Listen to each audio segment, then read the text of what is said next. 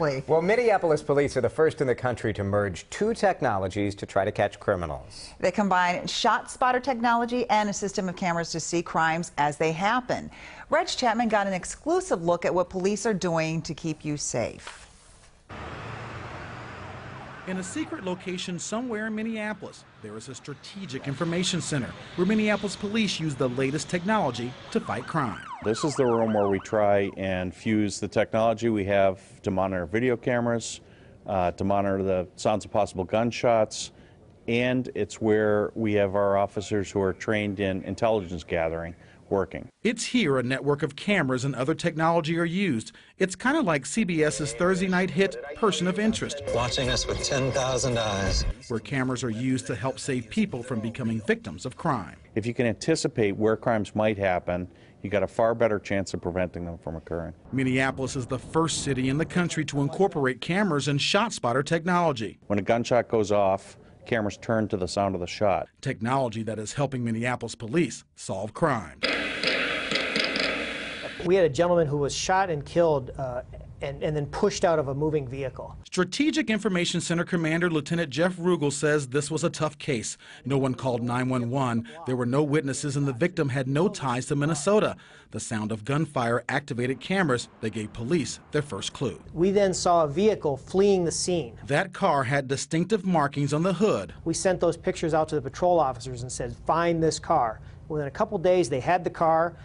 They located it, impounded it, and then the investigators were able to do forensic tests to prove that the victim was in that car. As a result, the gunman was arrested and charged with murder. The cameras were instrumental in this case and in other cases, like the shooting on Lowry and Emerson Avenues North. Police were able to keep an eye on the victim and give officers a detailed description of the gunman.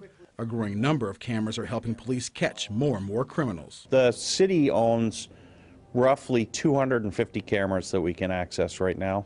But the answer to your question is an infinite number of cameras. Any camera that has an IP address, any camera that's attached to the internet that we have permission to use, we can pull data from that camera. So whenever you are in a public space, know that more than likely you're on camera. Minneapolis police are using these portable cameras now more than ever before. Because they are portable, police can move them wherever they're needed. Easy to deploy. Minneapolis police can have one of these cameras up and running within an hour of being told anywhere in the city. We've put cameras on a street corner because neighbors are complaining about a very active house with gang members coming and going at all hours. And just putting that camera there, training it on the house, activity halts. But what about your right to privacy? Police say they are very careful not to infringe on anyone's rights. Every time we installed a camera system, we went to the neighborhood and said, you know, this is what we're thinking of doing. Do you want it or not? Allen says police can't look into a place where someone has the expectation of privacy, but they still have a wide reach, giving criminals a greater chance of being caught on camera.